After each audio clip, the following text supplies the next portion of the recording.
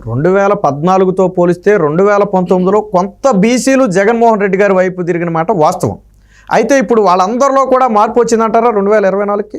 100% వచ్చింది. ఎందుకంటే ఒకసారి ఒక్క ఛాన్స్ అన్నాడు, మాయ మాటలు చెప్పాడు, బీసీలని రకరకాలుగా సోషల్ మీడియా వల్ల కానీ లేదా వేరే వేరే రకాలుగా మభ్యపెట్టాడు. ఇవాళ అందరూ నష్టపోయాం, అన్ని వర్గాలు, ఒక బీసీలే కాదు, ఎస్సీలు, ఎస్టీలు, బీసీలు, మైనార్టీలు, కాపులు, బ్రాహ్మణులు, అన్ని వర్గాలు కూడా ఇవాళ రాష్ట్రంలో నష్టపోయినారు. అందరూ కూడా అర్థం చేసుకుంటున్నారు ఇది ఈసారి ఇటు పరిస్థితుల్లో ఈ అరాచకాలు, ఈ దోపిడీ ప్రభుత్వాన్ని పారదోలని ఏముందండి. ఎమ్మెల్యేలు ఏంటి, వాళ్ళు మాట్లాడే మాటలేంటి, మంత్రులు ఏంటి, బూతులు ఏంటి, వాళ్ళ ఎంపీల ప్రవర్తనలు ఏంటి, జిప్పులు తీయటేంటి, ఇవన్నీ కూడా ప్రజలు గమనిస్తూ ఉన్నారు. ఒక హుందాగా లేదు. ఒక పరిశ్రమ ఉంది ఈ రాష్ట్రంలో, ఉన్న పరిశ్రమలో పోగొట్టాడు. ఆ రోజు చంద్రబాబు నాయుడు గారు తీసుకొచ్చాడు. కియా ఏమైంది, సెకండ్ యూనిట్ ఎక్కడికి వెళ్ళింది? Amarnath batteries, Amaron company, Amarnath batteries ఏమైంది? ఇక్కడ పెట్టుకుంటామంటే వాళ్ళని మూసేస్తామంటే వాళ్ళు తీసుకెళ్ళి వాళ్ళ తెలంగాణలో 26,000 కోట్ల పెట్టుబడితో వాళ్ళు అక్కడ ఆ యూనిట్ వస్తే ఇన్ని వేల మందికి మనం ఎంప్లాయ్ అవ్వచ్చు. తర్వాత లూలు ఏమైంది? యూసుఫ్ అలీ చెప్పాడు ఆంధ్రాకి ఎవ్వరు వెళ్ళొద్దని చెప్పాడు. ఇప్పుడు అతను వచ్చి హైదరాబాద్లో పెట్టుకున్నాడు.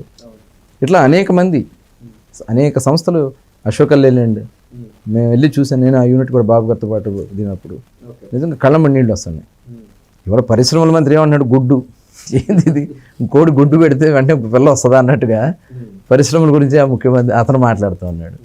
నేను కూడా చూసాను, వెళ్ళి ముఖ్యమంత్రి గారు చైర్లో కూర్చుని అతను మాట్లాడుతూ ఉన్నాడంటే అసలు ఆ చైర్కి ఒక విలువ ఉంటుంది. అలాంటి మంత్రులు ఉన్నటువంటి ఈ రాష్ట్రంలో ఇంకెక్కడ ఉంటుందండి?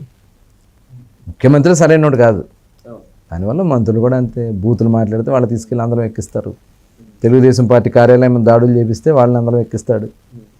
లేకపోతే పబ్లిక్ సమావేశంలో చంద్రబాబు నాయుడు గారిని భయంకరంగా తిడితే దానికి తీసుకెళ్ళి ఆయనకు మంత్రి పదవి ఇస్తాడు జోగి రమేష్కి. ఇవాడు చూస్తూ ఉన్నాం కదా. ఇప్పుడు వాళ్ళే చెప్తున్నారు నేను తిట్టలేదు కాబట్టి నాకు మంత్రి రాలేదని చెప్పి సాక్షాత్తు వైసీపీలో ఉన్న వాళ్ళు చెప్తా ఉన్నారు. రియలైజ్ అంటే తిడితే ఇస్తాడంట ముఖ్యమంత్రి, నువ్వు తిట్టలేదు కదా అంటున్నారు. టార్గెట్ కూడా ఇది ఎత్తున్నట్టు ఉన్నారు కదా. అదే తిట్టమని ఇస్తున్నారు, మీరు తిట్టలేదు కాబట్టి మీకు లేదు. మన వసంత కృష్ణప్రసాద్ గారు కూడా చెప్పాడు కదా, బూతులు తిట్టమని ఇచ్చారు, నేను తిట్టలేకపోయాను, నాకు టికెట్ కూడా ఎగ్గొడతానని చూస్తాను. అంటే ఒకప్పుడు చేసిన అభివృద్ధిని చూసి టికెట్లు ఇచ్చేవాళ్ళు, ఈరోజు తిడితే టికెట్లు అంతే. ఎవరు ఎక్కువ తిడితేనో ఎవరు ఎక్కువ ఇచ్చేస్తారో వాళ్ళకి ఇస్తారు.